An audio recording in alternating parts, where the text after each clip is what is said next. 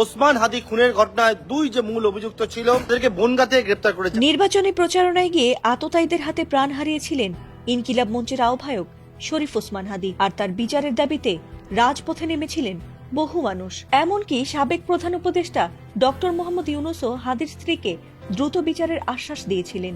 যদিও তার মৃত্যুর মাসখানেক পেরিয়ে গেলেও তদন্তের কোনো কুলকিনারা করতে পারেনি পুলিশ, আর তাতে অন্যান্য বিচারহীন হত্যাকাণ্ডের মতোই হয়তো ধামাচাপা পড়তে যাচ্ছিল হাদির প্রসঙ্গ। শুরুর দিকে হাদির হত্যাকারীদের ভারতে পালানোর পর থেকে তাদের অবস্থান নিয়ে ধোঁয়াশার সৃষ্টি হয়। অনেকেরই ধারণা ছিল ভারত থেকেও হয়তো পালিয়েছে হাদির হত্যার প্রধান আসামি ফয়সাল করিম মাসুদ ও তার সহযোগী আলমগীর হোসেন, আর তাতে দিন দিন বাড়ছিল হতাশা। তবে কি হাদির হত্যাকারীরা এভাবেই পার পেয়ে যাবে? আল্লাহ ছাড় দেন তবে ছেড়ে দেন না। আর তাতে এবার ভারতেই পুলিশের হাতে গ্রেফতার হয়েছে হাদি হত্যার মূল আসামি শুটার ফয়সাল ও আলমগীর হোসেন। ইনকিলাব মঞ্চের আহ্বায়ক শরীফ ওসমান হাদি হত্যার প্রধান আসামি ফয়সাল করিম মাসুদ ও তার সহযোগী আলমগীর হোসেনকে এবার গ্রেফতারের কথা জানিয়েছে ভারতের পশ্চিমবঙ্গ পুলিশের স্পেশাল টাস্ক ফোর্স।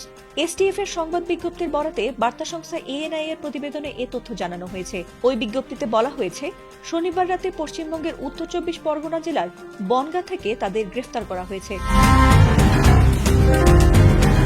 এছাড়াও এসটিএফ বলছে, এই দুই বাংলাদেশী তাদের দেশে চাঁদাবাজি, হত্যা সহ গুরুত্বপূর্ণ অপরাধ করে ভারতে অনুপ্রবেশ করেছে বলে তাদের কাছে গোপন ও বিশ্বাসযোগ্য তথ্য ছিল। আর তারা দুজন এতদিন বনগাঁয়ে আত্মগোপনে ছিল। এমনকি তারা সুযোগ পেলে বাংলাদেশে ফিরে যাওয়ার উদ্দেশ্যে বনগাঁ সীমান্ত এলাকায় আশ্রয় নেওয়ারও চেষ্টা করছিল। আর এই তথ্যের ভিত্তিতে অবশেষে শনিবার গভীর রাতে বনগাঁ এলাকায় অভিযান চালিয়ে তাদের গ্রেফতার করা হয়েছে।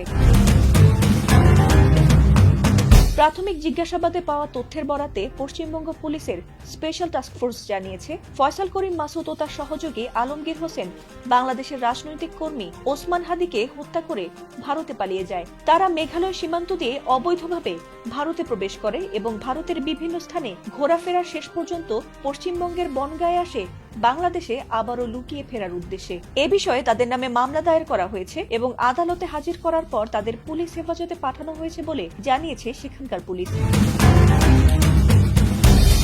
ফাতিমা সুলতানা, এটিএন।